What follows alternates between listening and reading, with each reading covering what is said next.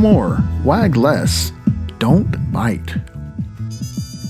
Based on what I have stated in this rhetoric to you, the listener, it is time for a quick evaluation. Are you an alpha, an underdog, or a runt? Chances are you exist between an alpha and an underdog, so it's tough to tell. If you think you're an underdog, chances are, if you met me in person, I would consider you an alpha. So let's just say that you very well could be, and just in denial. Most alphas are in denial anyway. Alphas have felt like that way at times, so it is a common misconception. Let's say that you are more of an alpha than an underdog type.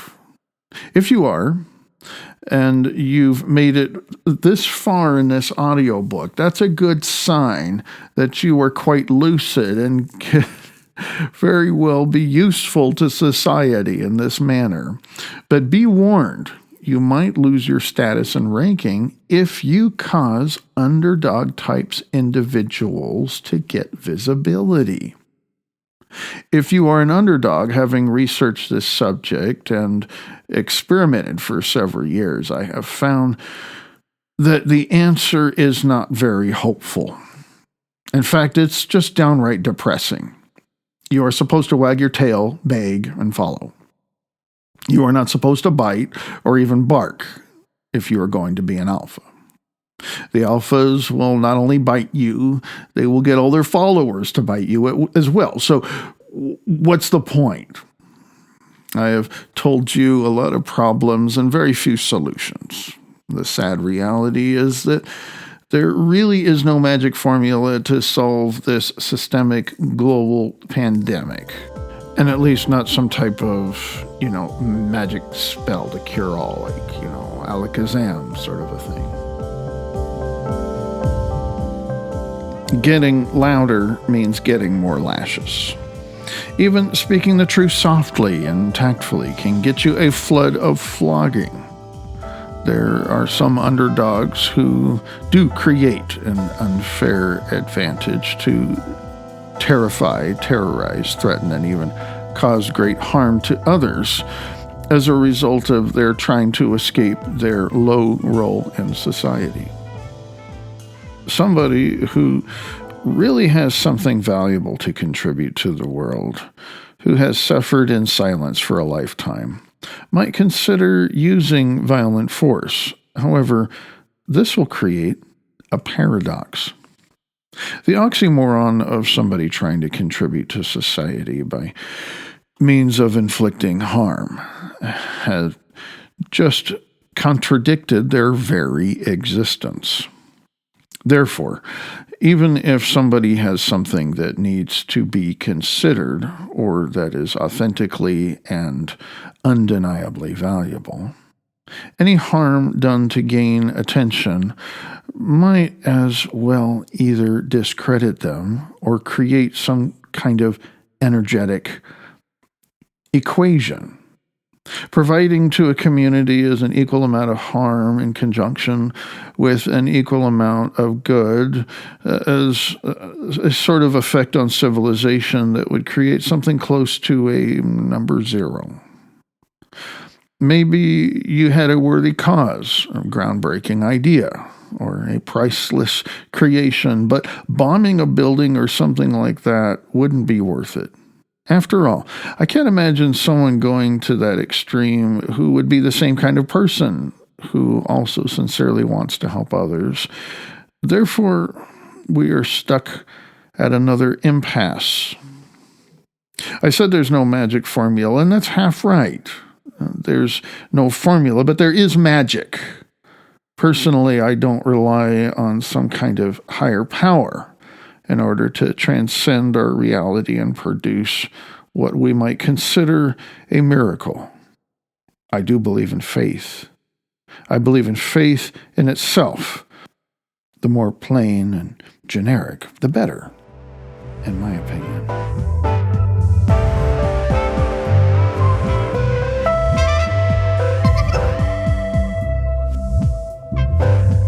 Priming the pump. when it comes to a lot of things in life, if you want or need something, you get it. You are hungry, you eat. You don't have to have food already to get food. However, with investments, you have to have money to get more money.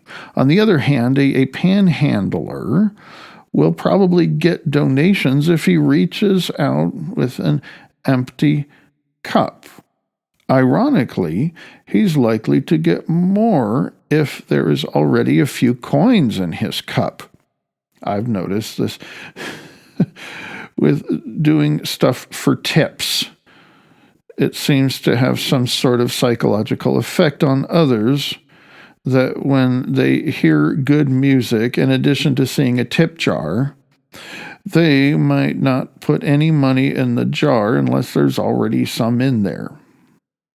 Although this is something that most people might know already, especially if you've ever worked as a barista. I can't think of times where anyone has actually elaborated on any productive details on why this phenomenon occurs. In physics, if a low-pressure area or sort of a vacuum is somehow connected to something that higher pressure, it will create equilibrium eventually, like opening an empty jar on Earth that will be sealed with the vacuum of outer space.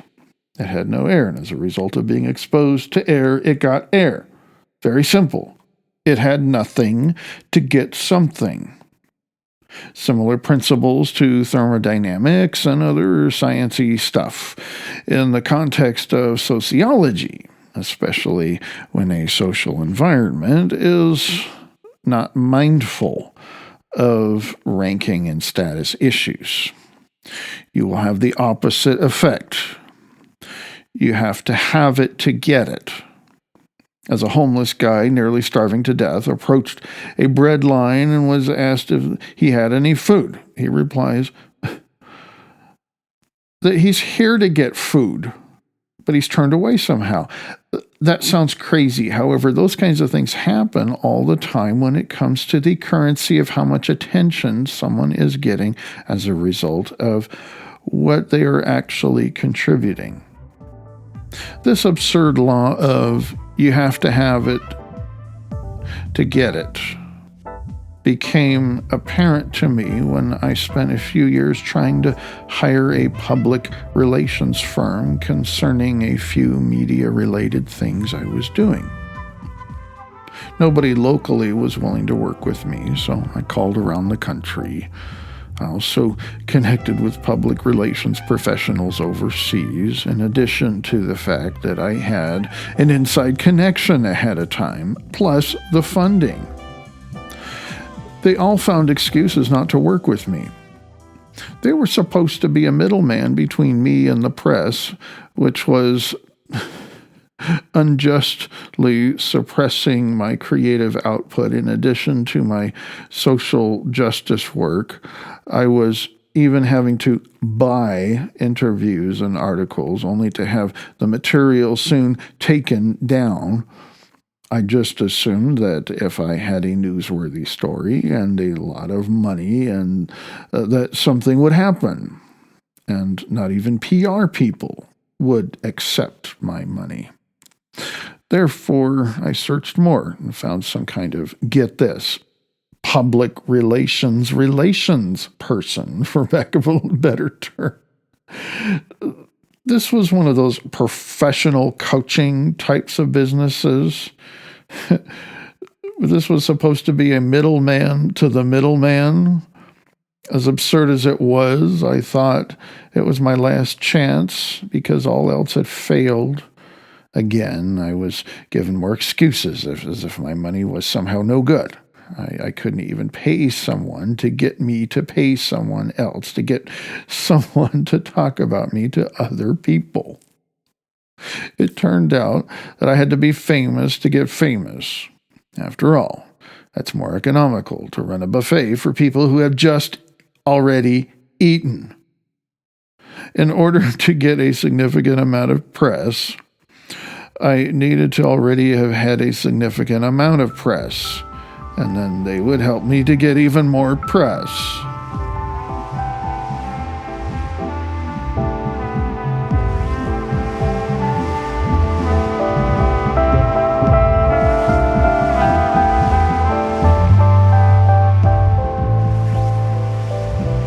science concerning stupidity.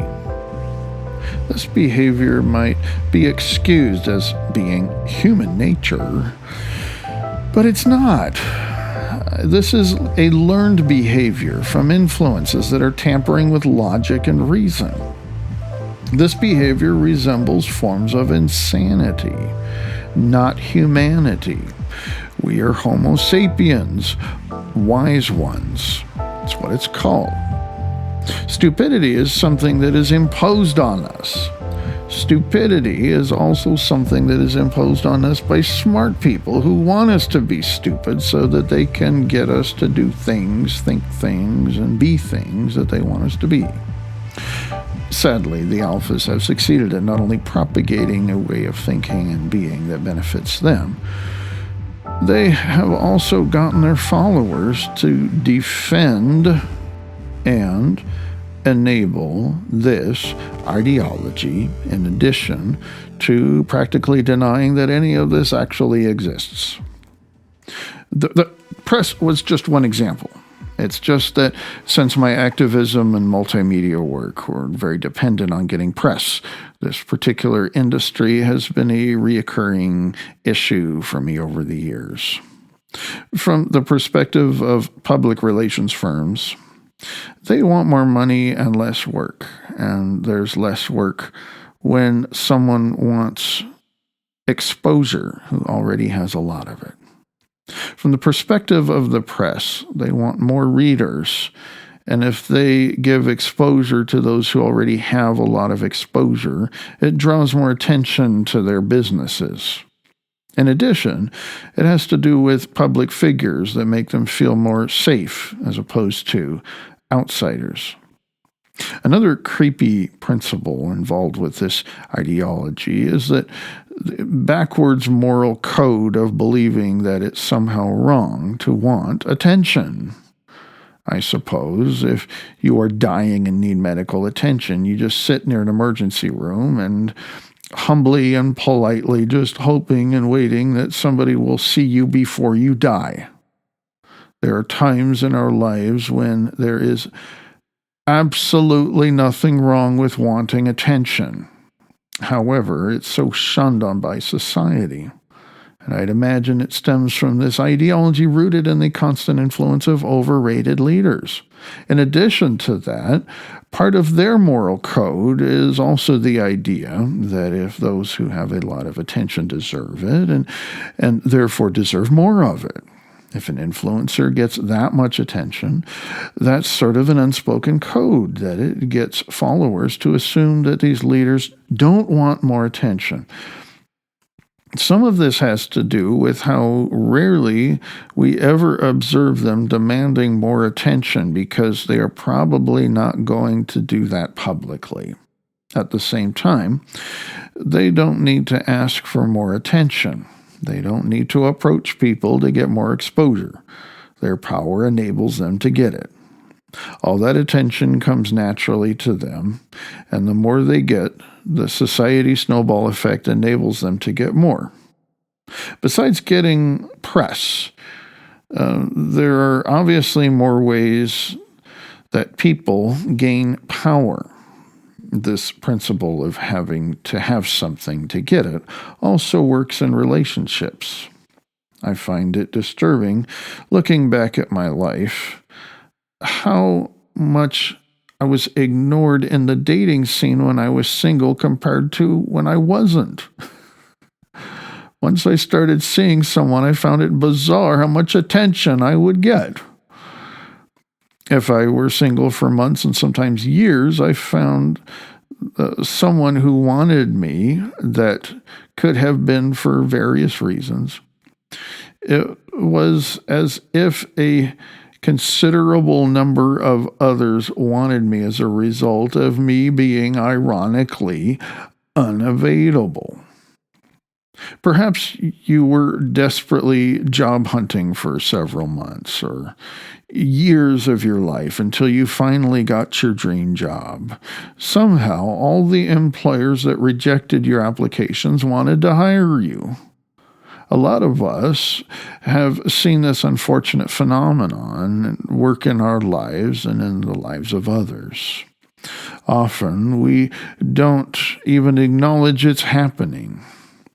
It could be one of those things like social ranking that happens so often, that's so disturbing to those underneath, and so beneficial for those on top, that there's no need for the alphas to validate what's going on, in addition to the underdogs who learn very quickly not to fight back. People seem to be happier and more peaceful when everyone is in their place.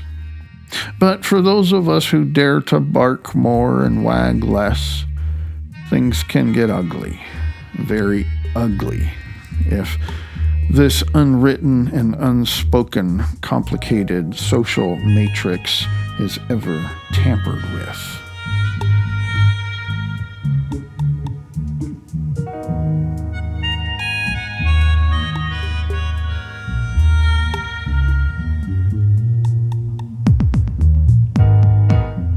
The magical, tragical pit of death.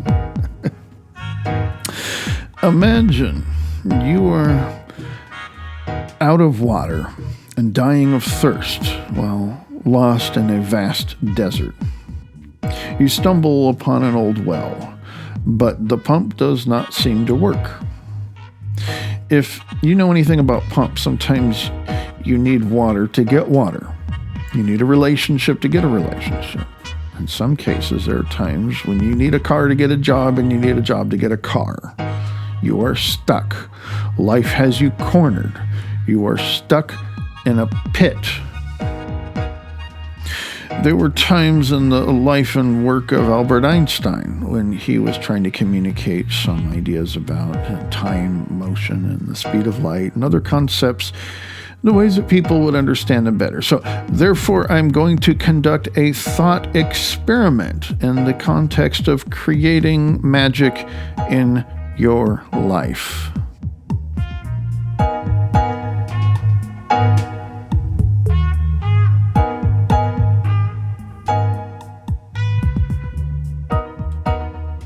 Imagine that you are visiting a vast wooded area, and you come across some fabulous hiking trails and meet a group of fabulous hikers who agree to allow you to join them. Later in the day, you notice a beautiful viewpoint with a gorgeous sunset, and you ask them to wait for a few minutes while you shoot a few pictures. Much to your dismay, as you turn around to rejoin the group, you find that they have abandoned you. Not only that, your phone no longer worked, and you have lost trying to find your way back. After another hour of wandering in circles, it got too dark to see, and eventually you fell into a very deep pit. This pit was so deep there was no way you could climb your way out. Yelling and screaming for hours did not help, as nobody was there to listen. You only had enough food, water, supplies, and clothing for a day trip, and the mountain air soon turned breezy and freezing. Now imagine, if you will, a blue fairy appearing, saying that if you figure out 2 magic phrases, that your life will be spared and you will be free from that pit. The colder and more desperate you got, the more you bargained with the mystical figure, however, without results. You told the blue fairy to appear to anyone who was responsible for getting you into the pit and making them rescue you, because after all, it was their fault, and therefore their responsibility to get you out. Whoever dug that pit should have put up a fence around it or covered it up. The people that you were following should not have abandoned you. Although the blue fairy agrees with you that it's technically their fault, you still haven't found the magic phrase. Finally, after saying abracadabra, hocus pocus, bibbidi boppidi boo alakazam, and any other magic words or phrases that you might have heard, still nothing worked, and you found yourself even more at risk for harm and death. You try to trick the fairy, guilt trip, threaten, and anything else you could possibly think of, but you could not say anything right. Finally, deciding to think outside the box, you decide to ask the blue fairy, what if you were to admit everything was your fault, even if it wasn't? The blue fairy responded that you were close to solving the first magic phrase. You are literally not to blame. However, what if you pretended to blame yourself and confessed reluctantly that everything that happened to you was your fault, therefore giving yourself the power to believe that if you created all the problems in your life, you could very well give yourself the power to fix all of them as well. After stating out loud that you could take the blame for getting yourself into that pit, the blue fairy congratulates you. However, you're still stuck. At this time, you're nearly dead and so angry and frustrated that after trying to come up with the second magic phrase, you finally command the blue fairy to leave you alone. Reluctantly, the fairy says with a wink, I'm out of here, and disappears magically into the chilling night air. Now, you are truly alone and surely going to die in this horrible, dark pit until you remember how the blue fairy gave you a wink during that final statement, and wondering if that might be a clue for the second magic statement. In a frail whisper of desperation, you mutter the statement, I am out of here. And at that moment, you lose your footing in the mud and you fall backwards, only to catch your fall with a ladder that was somehow next to you. Whether that ladder appeared to you magically or whether it was there the whole time did not matter. You climbed out joyfully to your rescue. Exclaiming with joy, you begin to say things like, I am warm and fed. I know my way back. I am home safe and unharmed. Somehow you no longer feel hungry and cold. You no longer felt lost or even thirsty. In addition to the full moon appeared, so it had been previously blocked by the hills and trees and rain clouds, allowing you to see the trails. You also started to remember the landmarks, and eventually you found your way back to your vehicle and safely home in bed.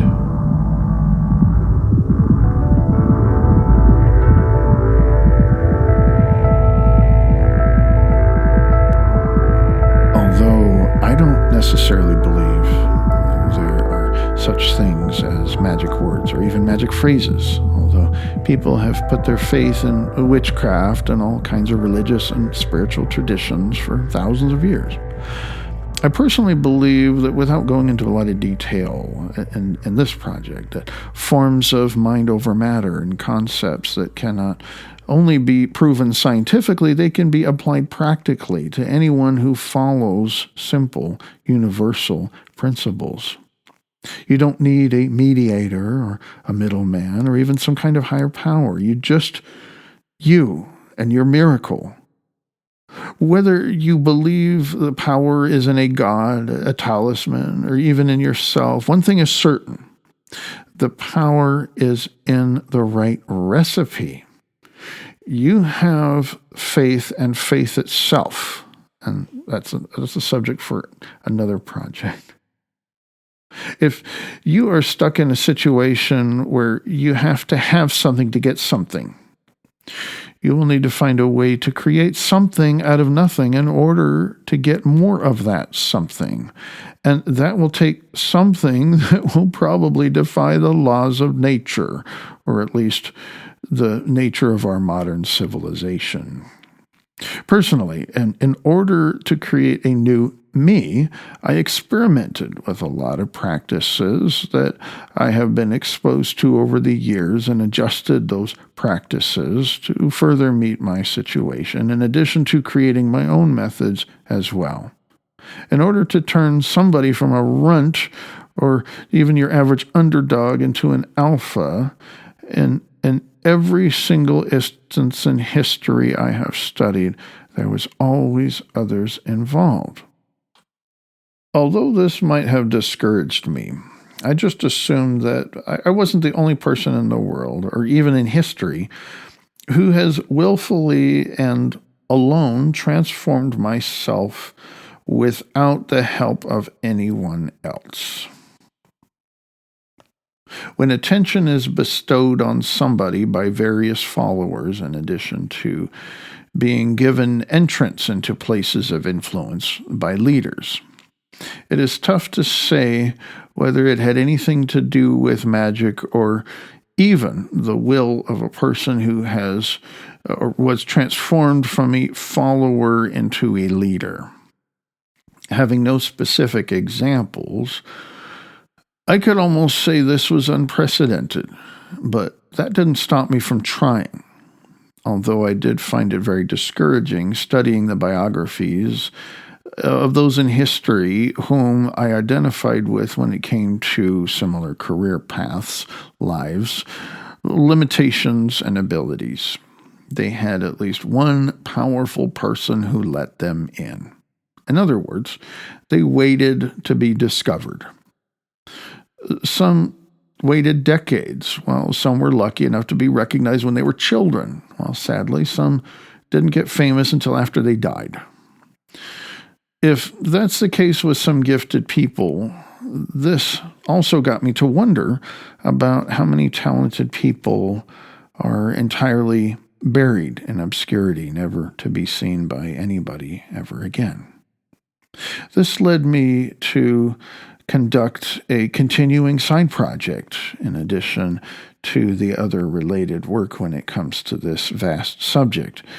Every time I had the opportunity to go through someone's old junk, I'm always mindful to search for any lost creative materials, especially those of the deceased. This particular type of task is not recommended because it is almost about as time-consuming as frustrating as trying to be a career archaeologist unless you have a sufficient amount of help and support.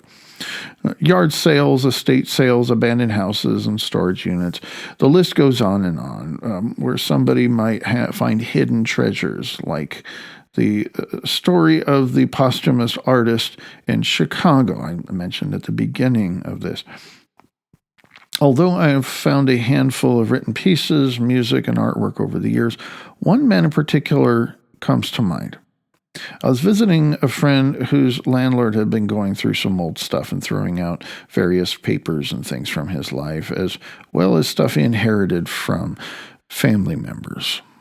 I was shocked to see piles of handwritten original manuscripts of notated musical scores.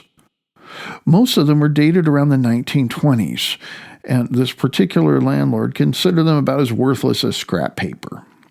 He refused to allow me to borrow them, nor could I really do anything with them at all. He treated me like I was being a real nuisance, but I persisted.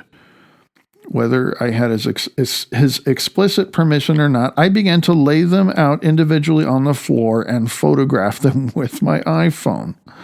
That grumpy old landlord decided not to fight me, and soon I had everything back in a pile before I left the house.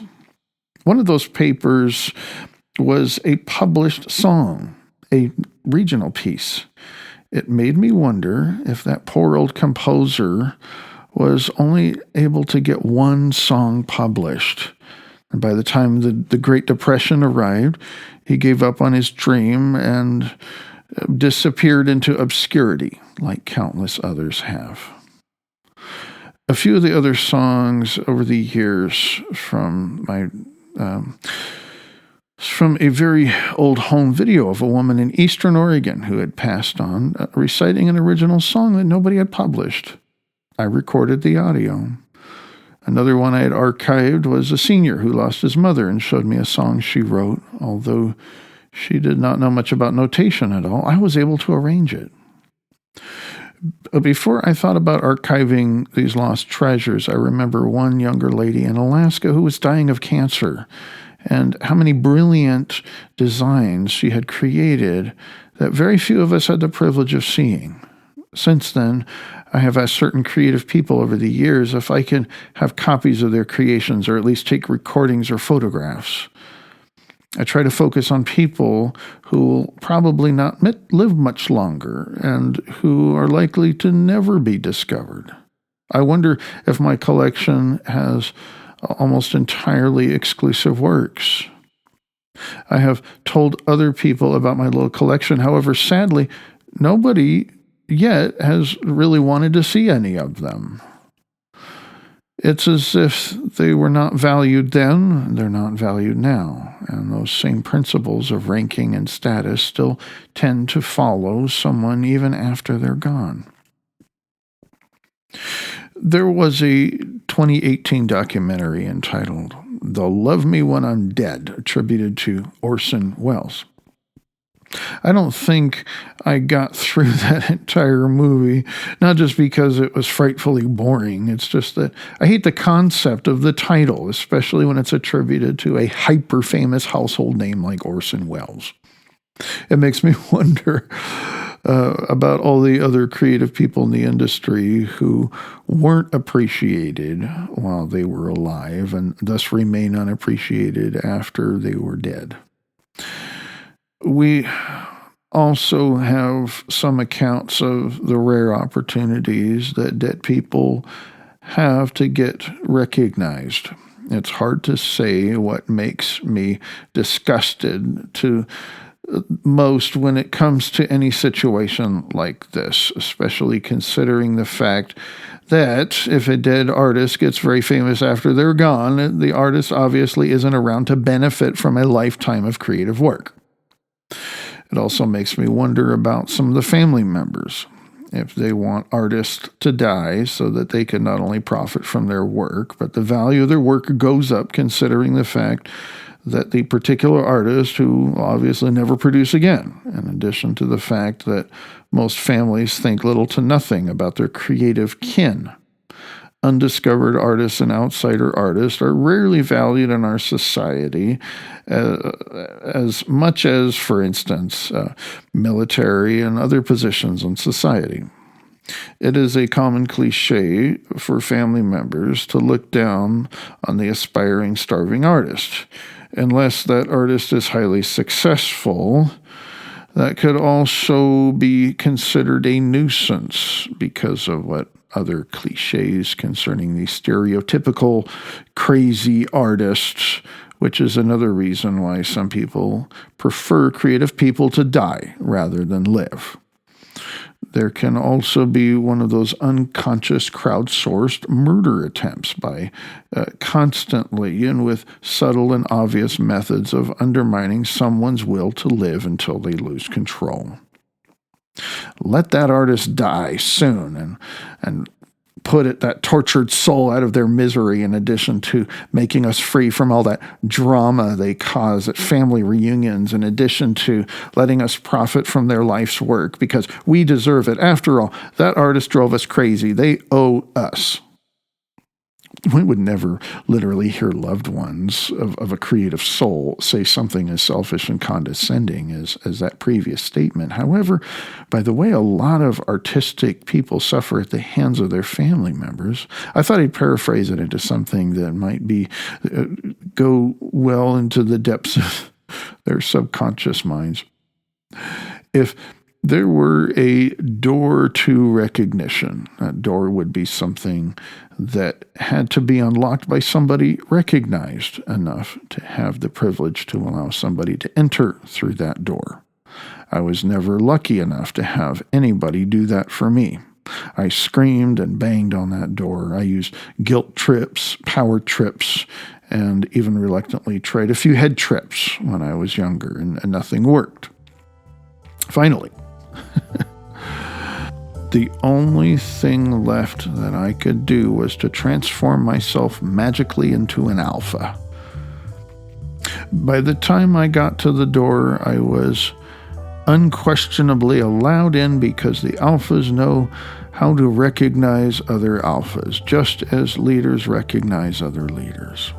Underdogs also instinctively recognize leaders and enable them to function with more power, which causes them to have more privileges, including more doors, taking them to different levels of success and influence.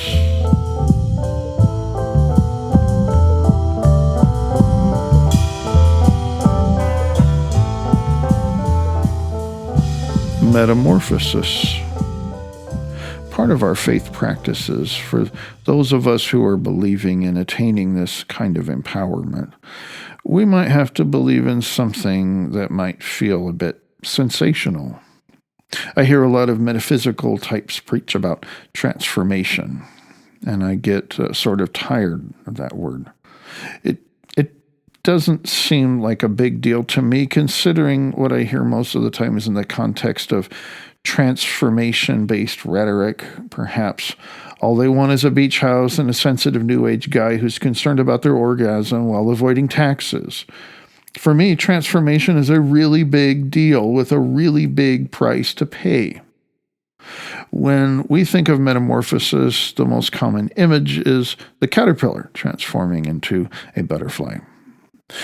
It's a different creature, and thanks to Mother Nature, it's possible. However, those kinds of radical transformations rarely happen with people. Remember your ex who magically reappears in your life, stunning, and strutting around about how wonderfully they have changed? That's the kind of, quote, transformation, end quote, I was accustomed to.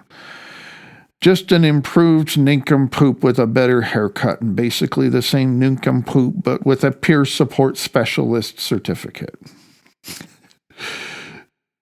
In all fairness, I have a peer support specialist certificate. It was really easy to get.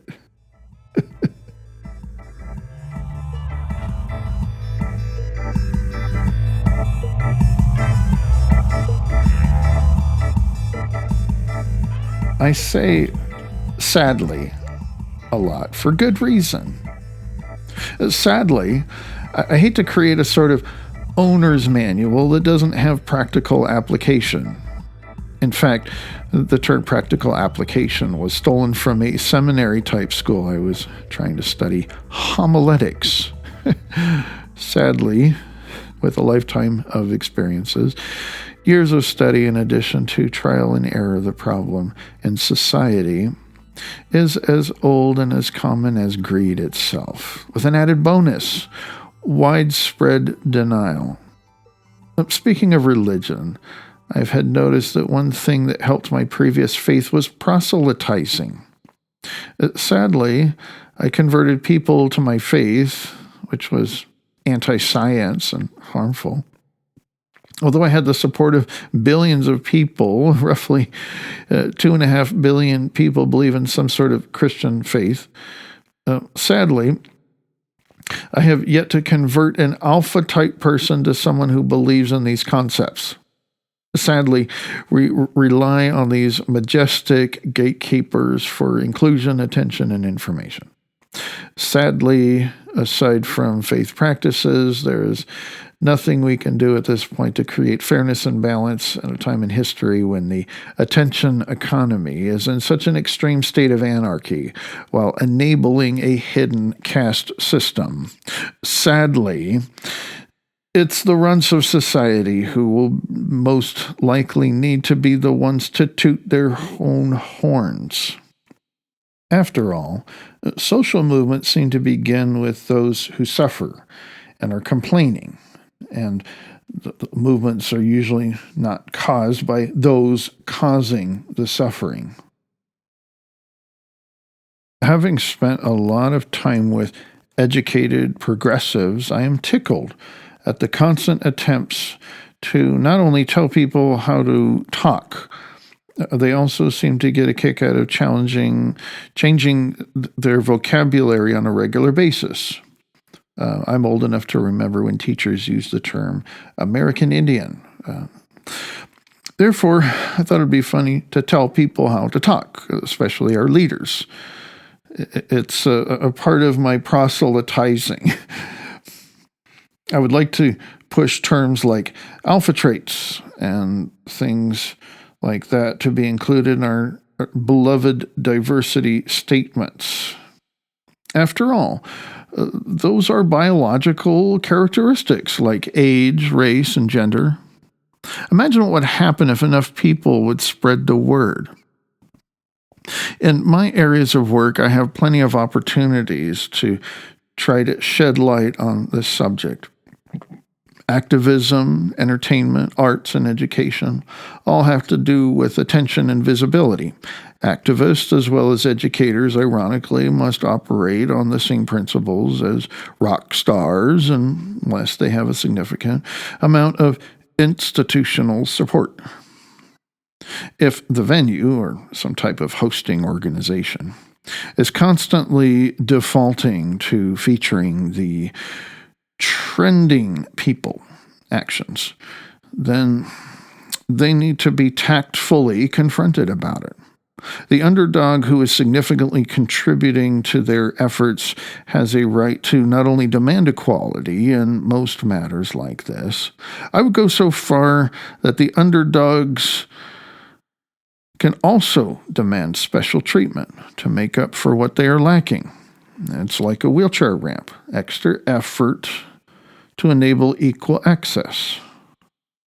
I have documented social media advertising for various venues and organizations I've tried to work with over the years who have been guilty of these nasty habits. Media outlets are the worst because of their obsession with grabbing at clickbait stories and influencers. They have been the most agonizing to work with. Their politics on ethics concerning influencers versus those who lack influence are so backwards, and there's little to nothing to be done to hold them accountable. I used to complain to them and other giants about being excluded, trying to use examples in my life that apparently caused me to be treated as invisible, only to be met with examples they have of people who seem to have similar traits, like disabilities, for instance. The problem was that they only featured alpha types, or sometimes those alphas handpick for various reasons they deem useful.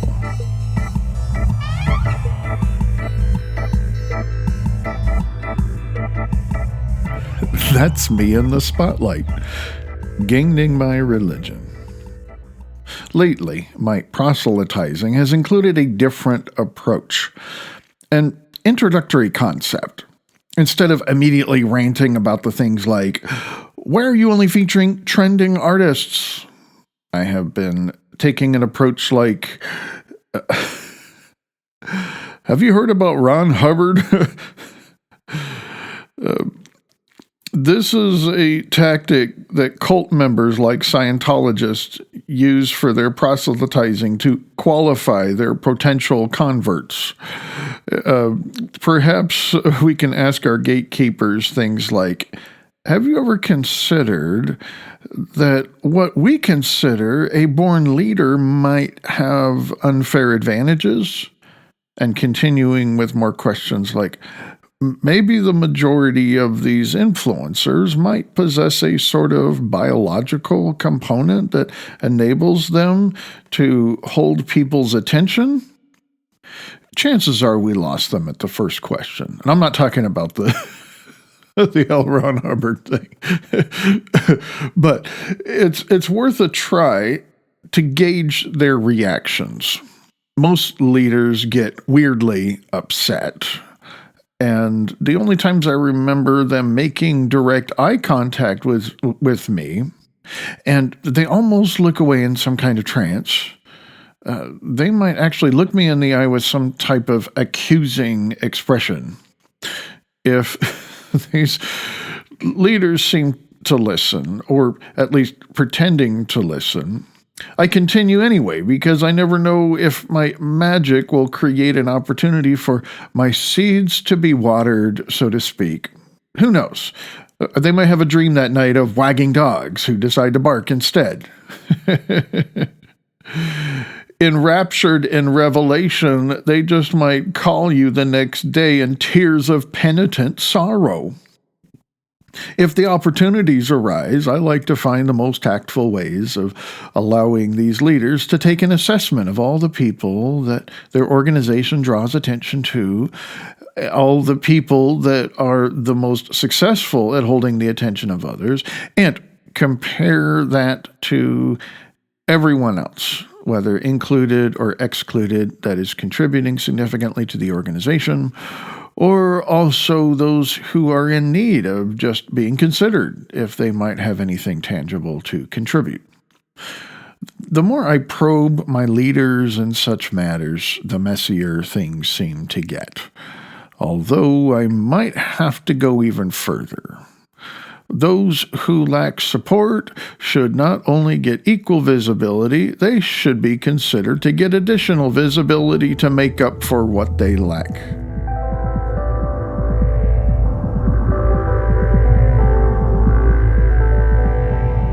Spoiler alert, it was his sled. Sorry. Throughout history, there have been underdog types who have, for various reasons, sometimes by accident, have been included to work in powerful roles in society. Most likely, these are alpha types who suffered in underdog communities and managed to fight their way out of obscurity. Orson Welles had some similar traits in his background. I found it interesting that at the end credits, which in those days they had little to nothing at the end of a movie, in his film Citizen Kane, he included a montage of the emerging artists, not the established artists. Perhaps that was a way to show the viewers who all the unknown names were in order to match them with their faces. After all, Citizen Kane was made before we had the Internet Movie Database. I wonder if maybe he might have been trying to give extra visibility to the non-famous artists in order to enable them for a branding boost to the viewers. If that was the case, I suspect that his outsider status early in his career, in addition to other disadvantages he suffered, might have given him the ability to not only be aware of status principles, but also do something about it. Therefore, in case you were wondering, and chances are because of the cliche in society about the surprise ending, someone was bound to spoil it for you anyways, if Lisa Simpson had not spoiled it for you already. Rosebud was the name of his sled. It really was a boring movie, and Welles knew it. In fact, he placed that loud cockatoo toward the end of the film to wake people up, assuming they would most likely fall asleep during the dialogue. Several minutes later comes the return of the beloved sled, only to be burned and forgotten about. The end. Well, that's it, apparently. I decided that the movie didn't end with the sled. The concept of the sled, in my opinion, was the sled was a sort of character in the story. In fact, the true hero of the story. I've heard from movie nerds, they even consider the Millennium Falcon itself to be a character. So that's why I'm going so far to give that burnt wood thing a promotion to personhood. Rosebud was the hero. Literally with tears, I am declaring Rosebud to be the main character of that ironic, iconic story.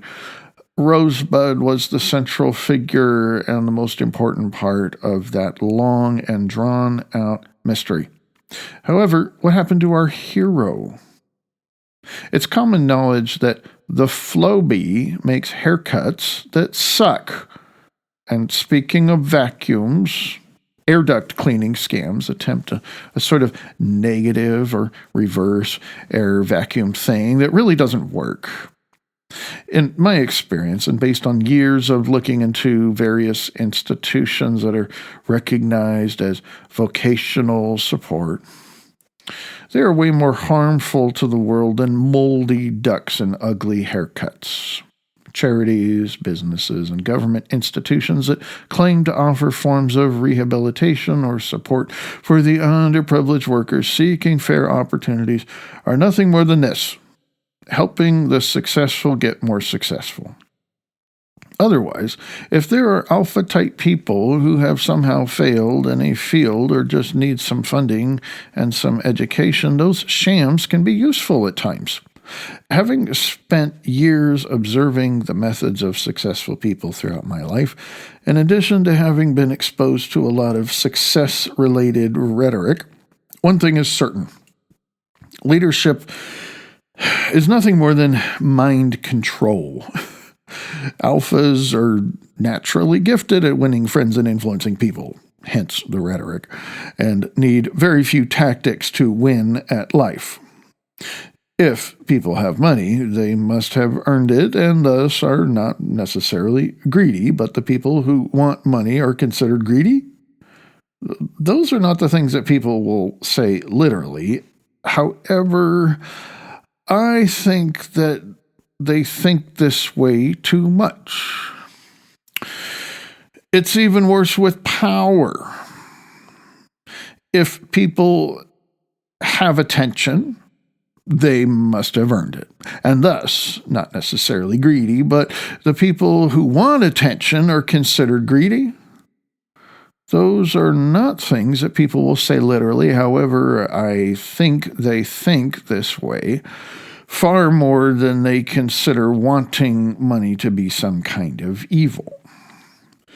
Someone at risk in the emergency room who's ignored by everyone should not be accused of being a bad person for wanting attention.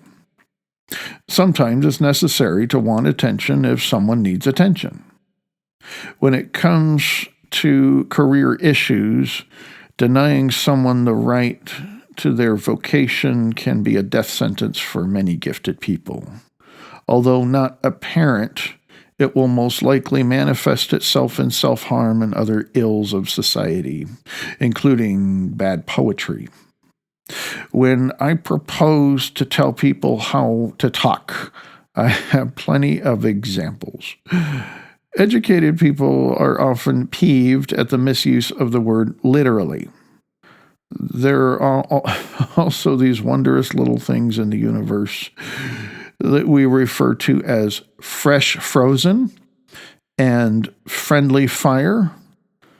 I hate terms like drama, crazy, druggy, and other culturally acceptable words used to shun the suffering people and keep them excluded. I don't even like the word graviton. It's a stupid thing invented to make scientists look smart, who still can't really explain something as simple as gravity. In addition, I rarely use the word ego. In my opinion, it's overused and abused and for the most part misused.